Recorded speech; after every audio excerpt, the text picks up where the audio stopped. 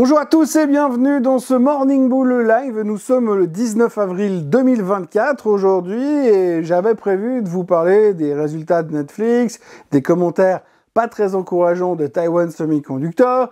J'avais prévu de vous parler des multiples banquiers centraux qui ont parlé hier soir pour nous expliquer que finalement la baisse des taux, vous comprenez, ça va être compliqué de le faire tout de suite, voire plus tard.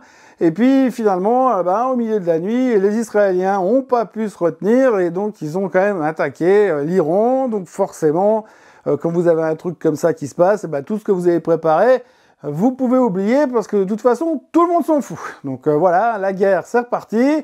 Alors on ne sait pas si c'est un coup de ping-pong parce que c'est pas très clair de savoir qui a raison. Du moment où on sera d'accord sur qui a commencé cette histoire, eh bien on pourra savoir si on a un match nul ou si on a un coup d'avance. En tous les cas, pour l'instant, les Iraniens ont attaqué l'autre jour avec leur drone en carton. Les Israéliens ont répliqué. On ne sait pas trop ce qui s'est passé exactement cette nuit encore. C'est un peu tôt, mais ils ont répondu.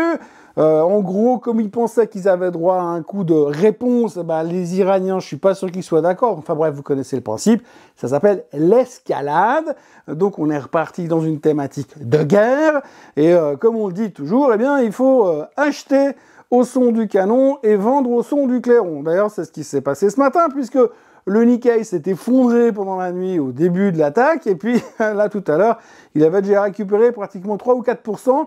Le pétrole a explosé sur la nouvelle, il est monté à plus de 86 $, mais il est déjà redescendu au niveau des 84. Donc on voit que le coup du acheter au son du clairon, il faut réagir très très vite parce que visiblement ça dure pas très longtemps. Alors évidemment, le sujet de la journée, ça sera concentré principalement sur la guerre, mais on va quand même parler un tout petit peu du reste parce que j'avais quand même préparé 2-3 trucs qui sont assez intéressants à réfléchir pour plus loin, au cas où ils continuent pas à nous démolir le Moyen-Orient.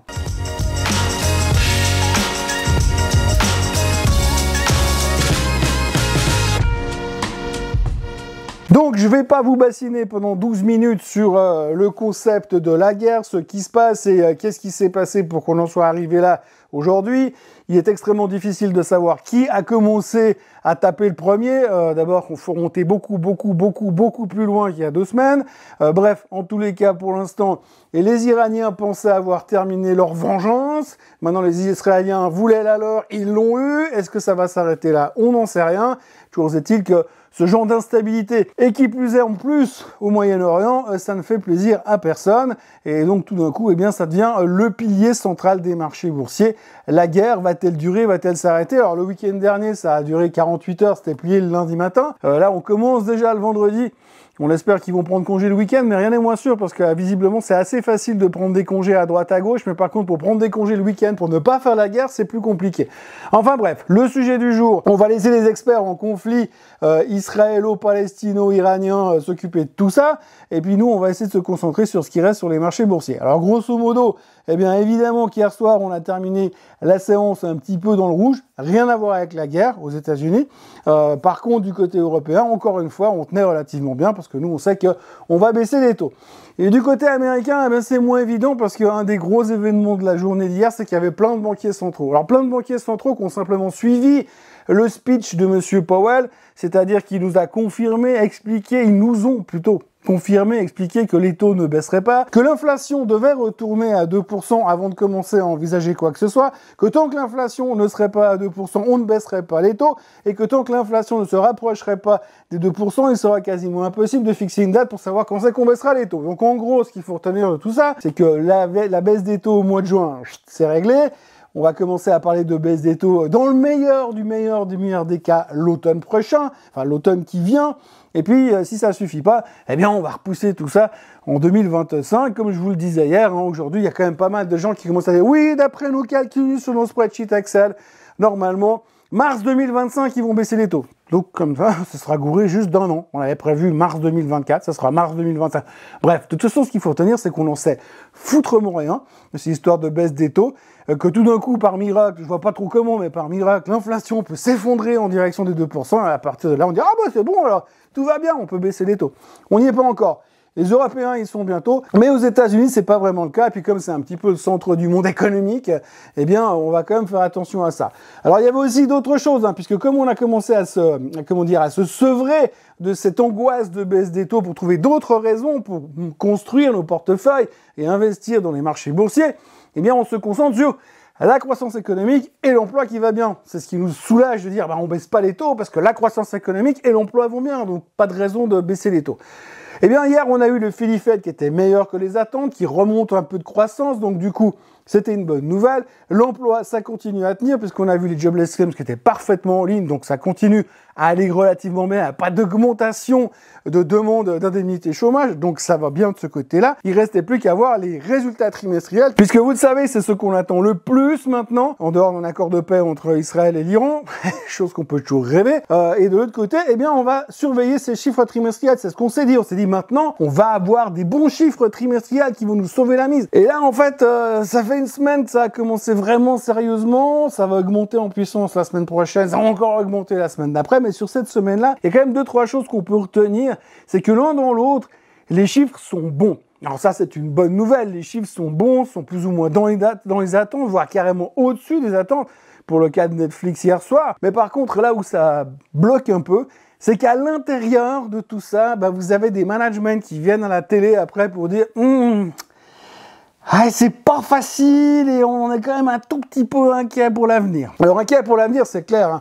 Quand vous êtes le CEO d'une boîte, si vous faites des commentaires dithyrambiques, les analystes, ils montent les attentes. Et plus ils montent les attentes, plus c'est difficile de les battre. Le trimestre dernier, eh bien, les attentes étaient relativement basses. Donc, tout le monde a fait des chiffres excellents, tout le monde a battu les attentes.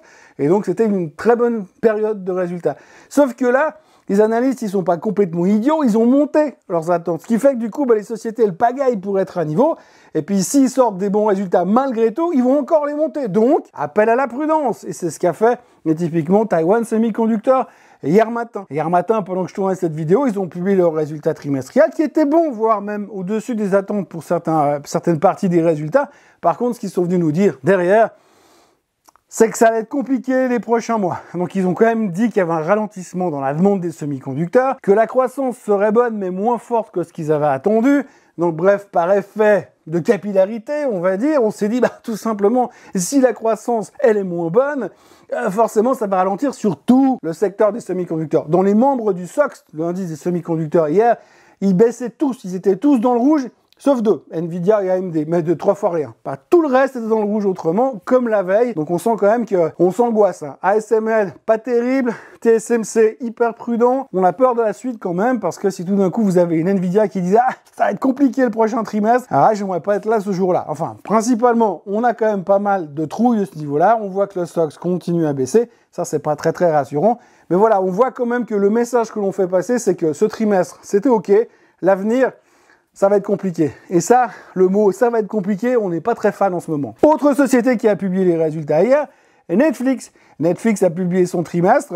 Alors, comme vous le voyez sur le graphique qui s'affiche à l'instant, ce que vous voyez sur le graphique à l'heure actuelle ne tient pas compte des résultats d'hier soir, puisque forcément, les résultats ont été publiés after close, donc vous ne voyez pas l'impact sur le titre. Alors, pour information, à l'heure actuelle, le titre est en baisse de 5%, donc l'ouverture va se faire 5% plus basse chez Netflix. Pourtant, quand vous regardez les chiffres d'hier, Netflix a annoncé 9,3 millions de nouveaux abonnés, ce qui dépasse largement les attentes du marché qui était à 5,1 millions. Le chiffre d'affaires est à 9,37 milliards, en hausse de 15%, ce qui dépasse nettement les attentes non seulement de Netflix, mais en plus les attentes des analystes. Et puis les bénéfices se sont élevés à 5,28 $ par action, alors que le marché attendait 4,50. Autrement dit, et pour faire simple, les chiffres de Netflix étaient canon. Et le nombre de nouveaux abonnés était canon également.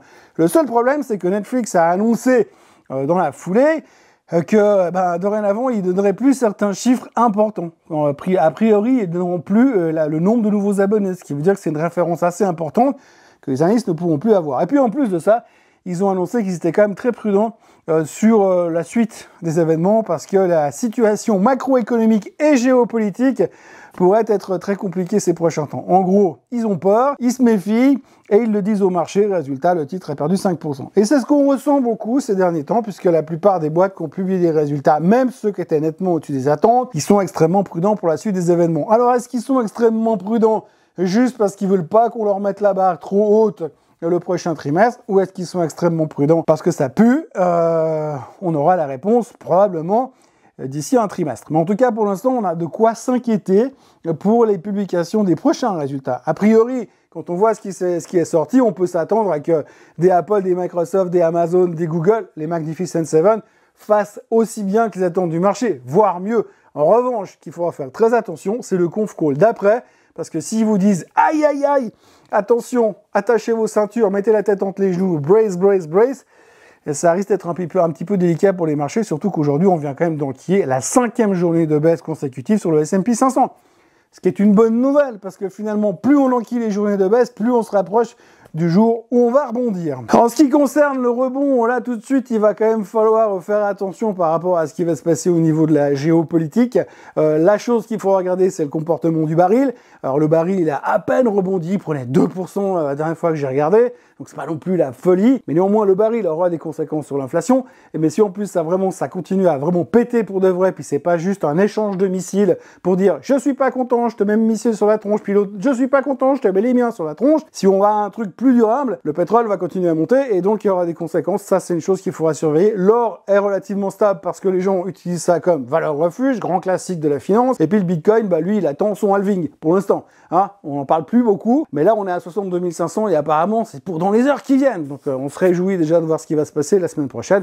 Oui, parce que ce soir, et c'est le week-end. Ça nous permettra au moins de penser à autre chose pendant quelques heures, malgré qu'on a bien peur que les tensions entre Iran et Israël ne s'arrêtent pas parce que c'est le week-end. Voilà ce que l'on pouvait dire aujourd'hui. Pas mal de choses qui ont été dites sur la macro et la micro hier, mais bon, clairement offseté par la géopolitique qui va être notre prochaine préoccupation principale de ces prochaines heures et jours et semaines. Pas plus, j'espère. En tous les cas, bon, la bonne nouvelle, c'est qu'à la vitesse où on oublie les conflits armés, comme on l'a fait pour l'Ukraine et la Russie, a priori, peut-être que dans 15 jours, c'est déjà oublié. Bref, on verra tout ça ces prochains temps. On aura l'occasion d'en reparler demain dans le Swiss Bliss. Et d'ici là, n'oubliez pas de vous abonner à la chaîne Suisse Coton Français, de liker cette vidéo, de la commenter. On va discuter ensemble si vous le voulez. Et puis moi, je vous retrouve comme d'habitude, donc demain pour le Swiss Bliss. Et ceux qui veulent pas du Swiss Bliss parce qu'ils ont autre chose à faire de week-end, ce que je pourrais parfaitement comprendre, eh bien, on se voit lundi matin pour un nouveau Morning Bull Live. Profitez bien, bon week-end et tout. À lundi. Bye bye.